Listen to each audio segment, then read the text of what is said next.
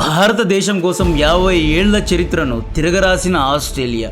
ఈ వీడియో చూడండి. ఇతను ఆస్ట్రేలియా యొక్క ప్రధాని, పేరు యాంథోనీ ఆల్బనీస్. ఈరోజు ఆల్బనీస్ మోడీ గారికి రెడ్ కార్పెట్ వేశాడు. ఆస్ట్రేలియా యొక్క మెల్బోర్న్ స్టేడియంలో పెద్ద ర్యాలీ జరిగింది. మోడీ ఈజ్ బాస్ అంటున్నాడు. ఐ లవ్ ఇండియా అంటున్నాడు. ఇండియా ధోటీ కుర్తా వేసుకుంటున్నాడు. ఇండియాతో ట్రేడ్ చేస్తా అంటున్నాడు. ఇండియాకు యురేనియం అమ్ముతా అంటున్నాడు. యురేనియంతో విద్యుత్తును తయారు చేయొచ్చు, అది కూడా పర్యావరణాన్ని కలుషితం చేయకుండా. అది కూడా 100% 24/7 సప్లై అయ్యే ఎలక్ట్రిసిటీని తయారు చేయొచ్చు. ఈ మనిషి ముఖం చూడండి, ఇతని నవ్వు చూడండి, పిఎం మోడీ గారితో ఇతని సాన్నిహిత్యం చూడండి. ఈ ఫ్రేమ్ను అలాగే గుర్తుపెట్టుకోండి.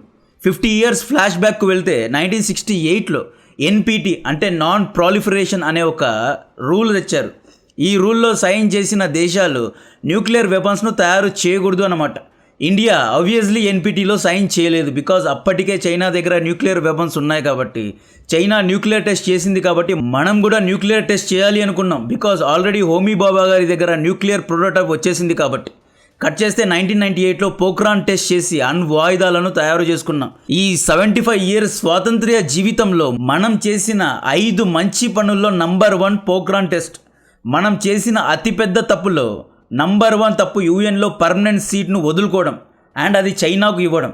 ఆ టైంలో కూడా చిదంబరం లాంటి మహానుభావులు న్యూక్లియర్ టెస్ట్ చేయడం అనేది నైతికత కాదు అని చెప్పి మోరల్ గ్రౌండ్స్లో మాట్లాడారు. బట్ న్యూక్స్ ఉన్నందుకే మనల్ని గౌరవిస్తున్నారు. అండ్ ఇరాన్ యుక్రెయిన్ యుద్ధం తర్వాత భారతీయులకు న్యూక్స్ యొక్క ఇంపార్టెన్స్ అర్థమే ఉంటాయి.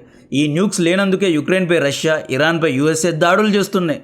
మనం నైతికత గురించి ఆలోచించి ఉంటే ఎప్పుడో మనపైన చైనా దాడి చేసి ఉండేది. 1998లో పోఖ్రాన్ టెస్ట్ వల్ల చిదంబరం గారి కంటే ఎక్కువగా బాధపడిన దేశం పేరు చైనా.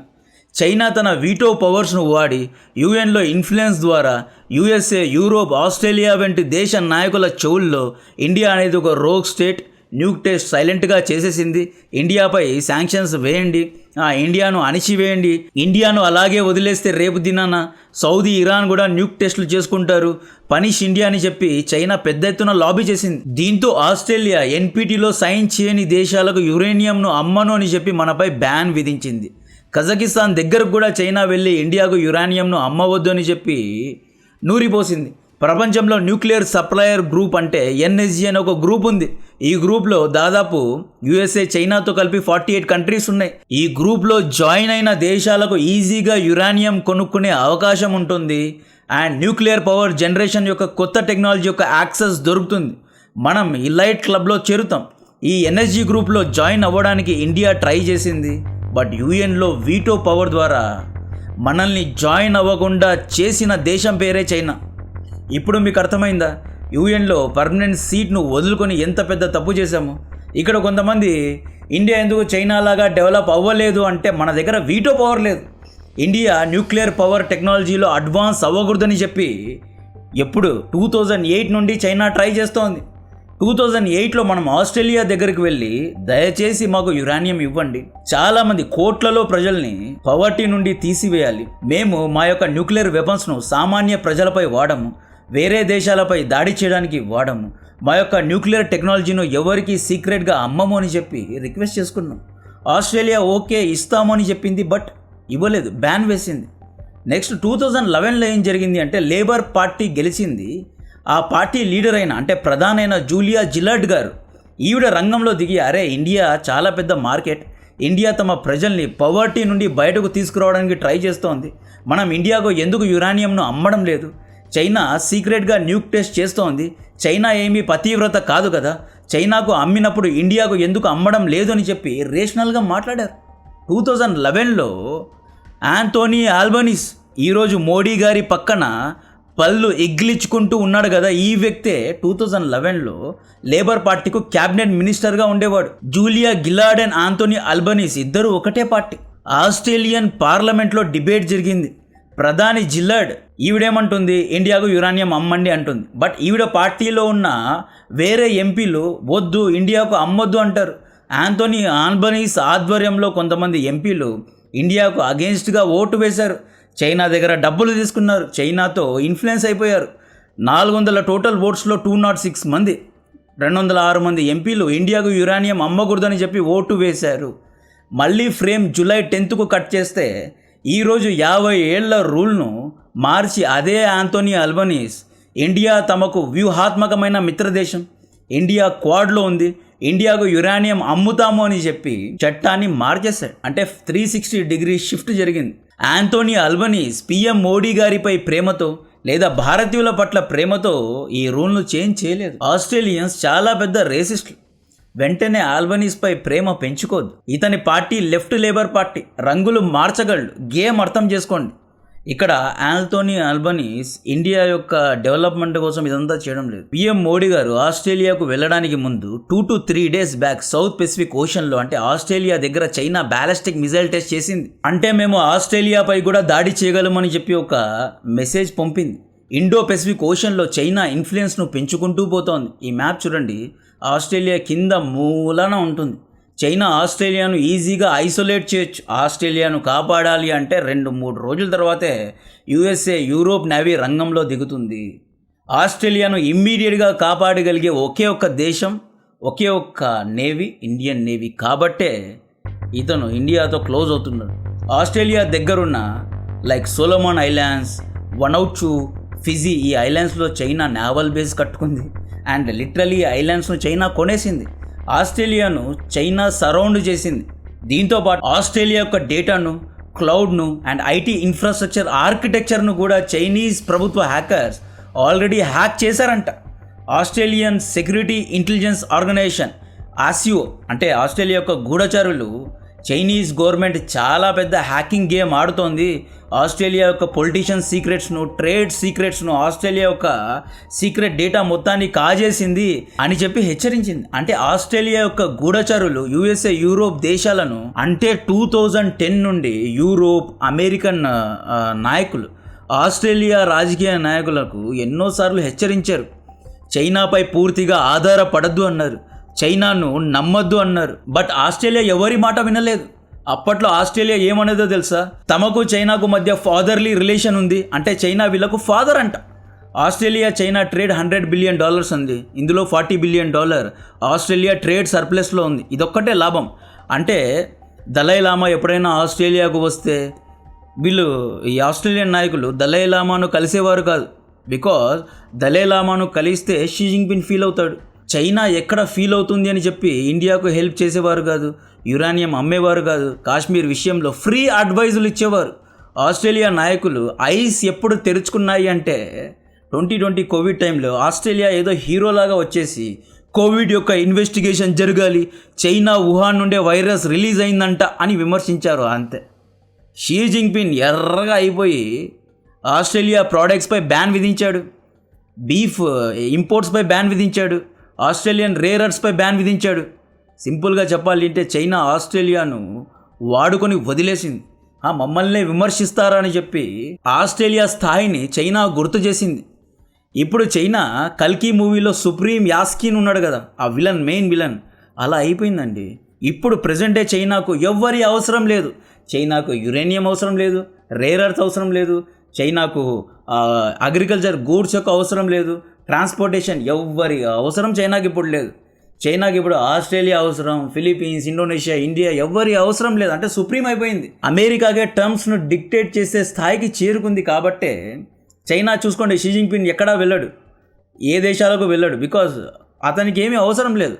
సో ఇప్పుడు ఆస్ట్రేలియా కళ్ళు తెరుచుకుంది. అంటే మనం చైనాను సూపర్ పవర్ చేసేసాము. చైనా మాటలు విని, చైనా తప్పుడు మాటలు విని 2008లో ఇండియాకు యురేనియం అమ్మలేదు, ఇండియాకు సీక్రెట్ డేటా షేర్ చేయలేదు, చైనా పైనే ఆధారపడ్డాము, ఇప్పుడు చైనా మనల్నే వేయడానికి రెడీగా ఉంది అని వీళ్ళు రియలైజ్ అయ్యారు. అంటే రియాలిటీ చెక్ జరిగింది అన్నమాట. అందుకే Anthony Albanese Modi is the boss, Modi is the boss అంటున్నాడు. ఇదే Albanese 5 years back Xi Jinping is my daddy అనేవాడు. ఇక ఇండియాలో 140 కోట్ల జనాభా ఉంది. ఇండియన్ మార్కెట్ ఆస్ట్రేలియాకు కూడా కావాలి. రాజకీయంగా కూడా ఆస్ట్రేలియాలో లైక్ సిడ్నీ, మెల్బోర్న్లో స్వింగ్ స్టేట్స్ ఉంటాయి. అంటే సిడ్నీ, మెల్బోర్న్లో గెలిచిన వాళ్ళే ప్రభుత్వాన్ని స్థాపించగలరు. ఈ స్వింగ్ ఏరియాస్లో 10 లక్షల మంది భారతీయులు ఉన్నారు. కాబట్టి పిఎం మోడీ గారితో క్లోజ్గా ఉన్నాడు. అంటే వారి యొక్క ఓట్స్ కోసం అనమాట. విరాట్ కోహ్లీతో సెల్ఫీస్ దిగడం, ఇదంతా ఇది జస్ట్ షో ఆఫ్ మాత్రమే, ఓట్స్ కోసం మాత్రమే. వీళ్ళ లోపల వీళ్ళకు ఇండియన్ కల్చర్పై పెద్దగా ప్రీతి ప్రేమ ఏమీ ఉండదు. జియో పాలిటిక్స్ను ఎమోషనల్గా ఎప్పటికీ చూడొద్దు. రాజకీయ నాయకుల మధ్య ఎమోషనల్ బాండింగ్ ఎప్పటికీ ఉండదు. There is an hidden agenda, either trade are power. ఒక నాయకుడు ఇండియాతో క్లోజ్ అవుతున్నాడు అంటే అతనికి మన ముద్దపప్పు ఆవకాయ లేదా బటర్ చికెన్ నచ్చింది, లేదా మన యొక్క సంస్కృతి సాంప్రదాయాలు నచ్చాయని కాదు. ఐదర్ ఇండియన్ మార్కెట్ అయినా కావాలి, ఇండియా డబ్బులు కావాలి, లేదా పవర్ కావాలి. ఫైనలీ ఆస్ట్రేలియా ఐస్ తెరుచుకొని ఇండియాతో ఎంగేజ్ అయింది. అండ్ ఈరోజు ఎటువంటి ఎంఓఈస్లో సైన్ జరిగింది అంటే యురేనియం షిప్పింగ్, అంటే విద్యుత్తును ఉత్పత్తి చేసే యురేనియంను ఇప్పుడు ఆస్ట్రేలియా పంపుతుంది. ఇండియా న్యూక్లియర్ పవర్ ద్వారా ప్రస్తుతం 8 గిగావాట్ పవర్ను ఉత్పత్తి చేస్తోంది. 2047 లోపు 100 గిగావాట్ పవర్ను ఉత్పత్తి చేయాలి అనుకుంటోంది. బికాజ్ ఇప్పుడు ఏమవుతుంది అంటే కోల్ ద్వారా విద్యుత్తును ఉత్పత్తి చేయాలి అంటే ఎంతో కాస్ట్ అండ్ పర్యావరణం కలుషితం అవుతోంది. అండ్ ఈ కోల్ను తరలించడానికి రైల్వే ట్రాక్స్లో మీరు చూసే ఉంటారు, బోగీస్, గూడ్స్ బండ్లు ఇవన్నీ వెళ్తూ ఉంటాయి. అండ్ చాలా కాస్ట్లీ. మైనింగ్ వల్ల ఎంతోమంది ప్రజలు చనిపోతారు.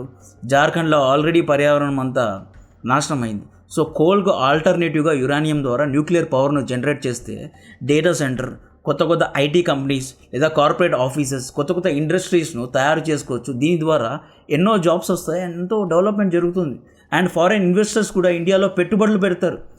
చైనా న్యూక్లియర్ పవర్ ద్వారా అంటే 2018లో ఇండియాను పనిష్ చేసి ఇండియాకు ఎవరు యురేనియం అమ్మదు అని చెప్పి సైలెంట్గా యురేనియంతో 67 గిగావాట్ పవర్ను ఉత్పత్తి చైనా చేస్తోంది. మనం 2047 లోపు 100 గిగావాట్ పవర్ను ఉత్పత్తి చేయాలి.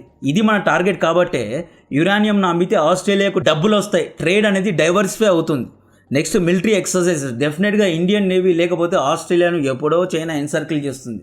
సో ఇండియన్ నేవీతో ఆస్ట్రేలియన్ నేవీ ట్రైనింగ్ చేస్తుంది, జాయింట్ ఎక్సర్సైజ్ చేస్తారు. మేబీ వీళ్ళు ఇండియా నుండి యుద్ధ ఆయుధాలు కూడా కొనే అవకాశాలు ఉన్నాయి.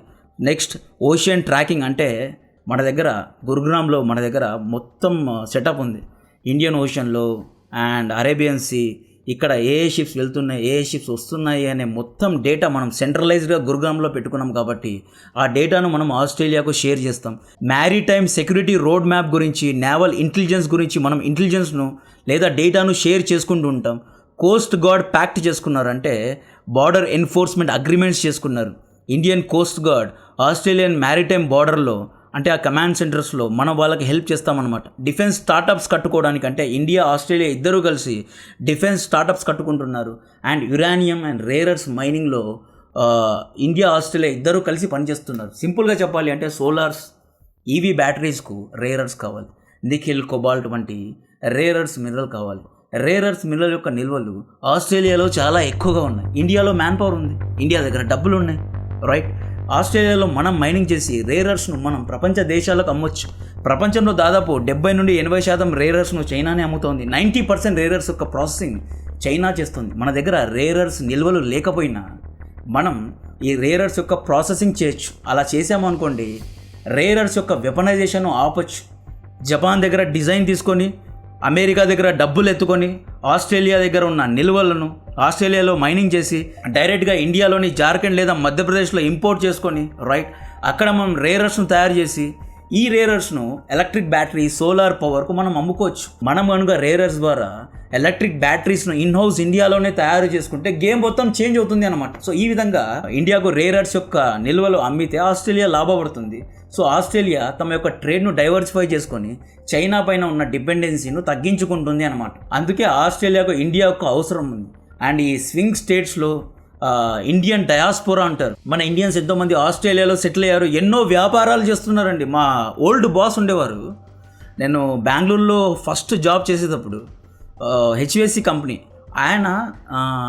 ఆయన ఇండియాలో ఒక 10 years వర్క్ చేశారు. ఆ తర్వాత ఆయన ఆస్ట్రేలియాకి వెళ్ళేసి అక్కడ హెచ్విఎస్సి డిజైన్ కంపెనీలో పనిచేసి ఇప్పుడు అక్కడ ఒక కొత్త కంపెనీ స్టార్ట్ చేశారు.